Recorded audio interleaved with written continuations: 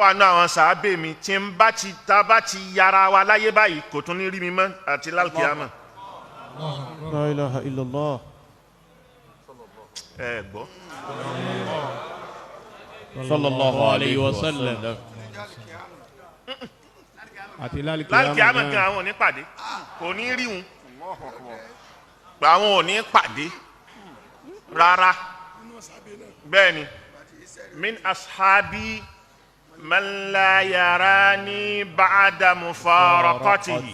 Allahu táwọn bá ti yára àwọn láyé báyìí kò tún ní rí wọn mọ́ hatta alkiyama.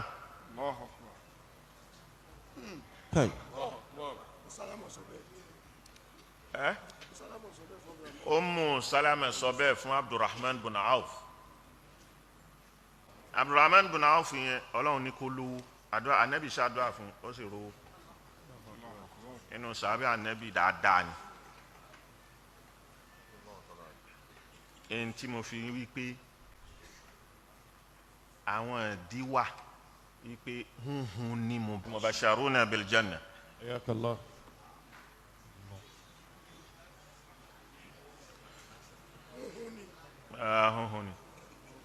wọ́n hun ni pé ànábì ti fáwọn kan ní sàtífíkẹ́tì àlìjánà láyé wọ́n hun ni àwọn mẹ́wàá ni ìhun ni ìdí wà fún. ìdí tó wà fún ni pé Abdurrahman bin Awfi ó wà ní Mustadrak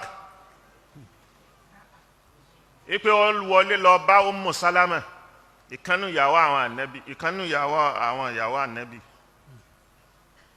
ó wá sọ fún Ummu Salama yìí pé owó òun yìí ti pọ̀ jù ǹjẹ́ yóò gbé òun wà àlìjánná báyìí.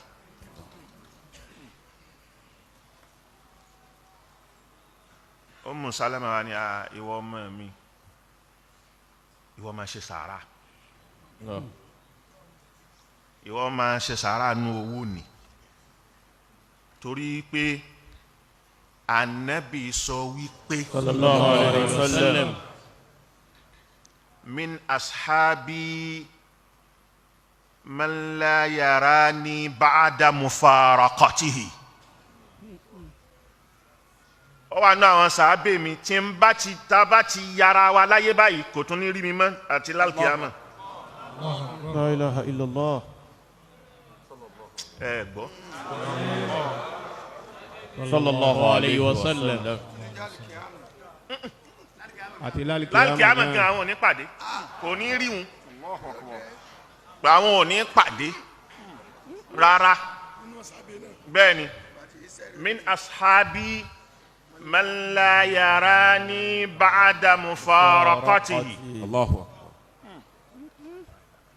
táwọn bá ti yára àwọn láyé báyìí kò tún ní rí wọn mọ́ hatta alkiyama.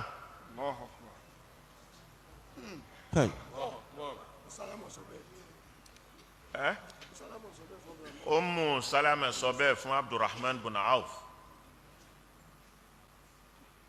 Abdurrahman máa ṣe sàárà ìwọ ṣáà máa ṣe sàárà bó ti bó yẹn ṣe pọ̀ tó tí ó fẹ́ tẹ́rù ń bẹ yìí ìwọ máa ṣe sàárà dáadáa nù ẹ̀. àwọn ajáde Abdurrahman bin Auf jáde ó wá pàdé Umar Sayyidina Umar. Sayyidina Umar kí ló dé ló bá sọ fún yín pé n tó ń lọ bá Ummu Salama sí rè báyìí náà bá jìjọ wọlé àwọn méjèèjì jìjọ wọlé papọ̀.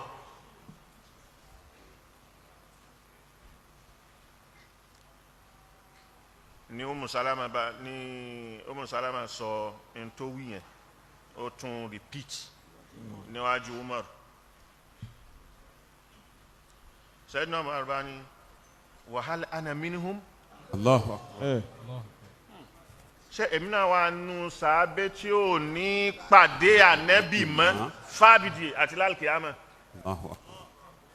ibi tá a di sí ni dúró sínú ni.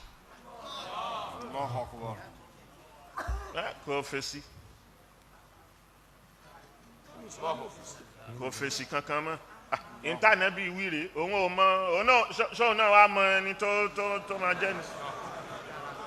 Allahu akbar. Allahu akbar. Allahu akbar. Allahu akbar. sallallahu alayhi wa sallam.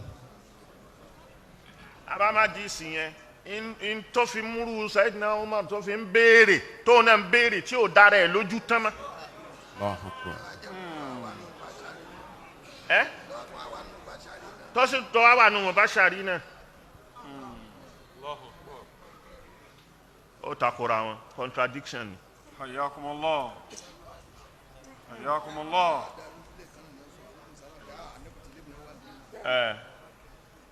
ṣe ó musalama àwọn mubasharuna bil janna.